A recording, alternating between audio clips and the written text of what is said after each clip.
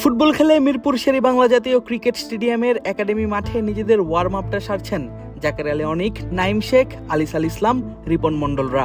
আর তাদের তত্ত্বাবধানে BCB coach Mizanur Rahman Babul. জাতীয় দলের ক্রিকেটাররা যখন জিম্বাবুয়েতে খেলছেন পূর্ণাঙ্গ সিরিজ, তখন হোম অফ ক্রিকেটে হাই পারফরমেন্স বা এইচপি ক্রিকেটারদের নিয়ে চলছে বিশেষ ক্যাম্প, যেখানে না থেকেও আছেন বাংলাদেশ জাতীয় দলের সিনিয়র সহকারী কোচ মোহাম্মদ সালাউদ্দিন।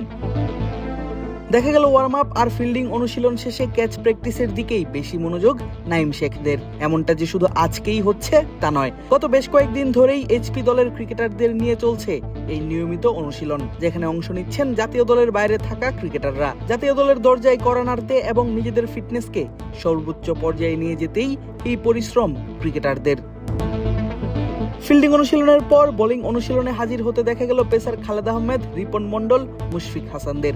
তাদের কেউ কেউ খেলেছেন জাতীয় দলের হয়ে, কেউ বা আছেন অভিষেকের অপেক্ষায়। নিজেদের আরো ভালোভাবে তৈরি করতেই এই বৈরী আবহাওয়ার মাঝেও চলছে তাদের অনুশীলনটা। বৃষ্টির কারণে মাঠে না পারলে ইনডোরে হলেও প্রতিদিনের অনুশীলনটা চালিয়ে যাচ্ছেন ক্রিকেটাররা।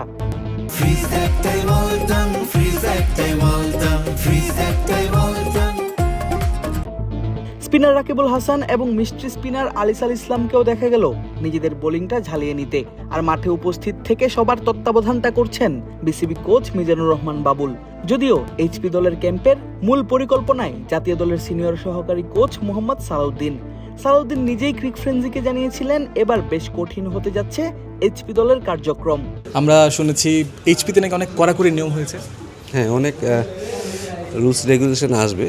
এখন জাস্ট 2-3টা সিরিজ একটু অবজারভেশন থাকবো যে আসলে তারা কী করছে। বাট আমার প্রফেশনালিজম এবং কালচার ডেভেলপমেন্টের ক্ষেত্রে এটা একেবারে খুব কঠিন একটা জায়গা হবে প্লেয়ারদের জন্য, মানে কাউকে ছাড় দেওয়া হবে না।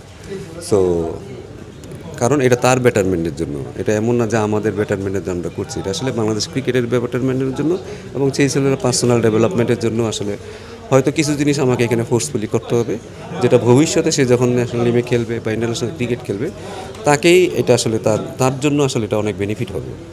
যদিও সালাউদ্দিন বর্তমানে আছেন জাতীয় দলের সঙ্গে জিম্বাবুয়েতে, যেখানে আজ বাংলাদেশ খেলবে নিজেদের টি-20 সিরিজের শেষ ম্যাচটা। তবুও কিভাবে অবদান রাখছেন এই কোচ নতুন দায়িত্ব পেয়ে জানিয়েছিলেন সালাউদ্দিন নিজেই।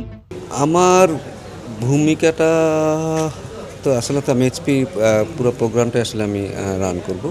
আমার শুধু কাজ যে বাংলাদেশের ক্রিকেটের কালচারটা ডেভেলপ করা এবং ন্যাশনাল টিমে ধরেন আমার যারা আছে, ধরেন আমি যদি এখন যে কোনো পজিশনের একটা কথা বলি, এখন ধরেন 3-4 খেলে, শান্ত খেলে, লিটন খেলে, তার ব্যাকআপ যদি আপনি নাম বলতে যান তখন হয়তো আপনি একটা নাম বলবেন, তারপর হয়তো আটকা দিতে পারেন।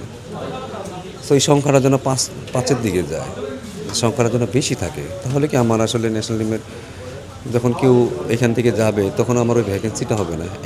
2 হচ্ছে আমার যে মূল উদ্দেশ্য যে যারাই আছে এখন তাদের জন্য বেটার প্লেয়ার আসে।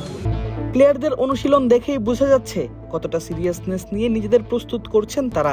নিজেদের প্রমাণ করে আবারও জাকির, নাইমরা ফিরবেন জাতীয় দলে, খেলবেন আন্তর্জাতিক ক্রিকেট। লক্ষ্য যেন এমনটাই।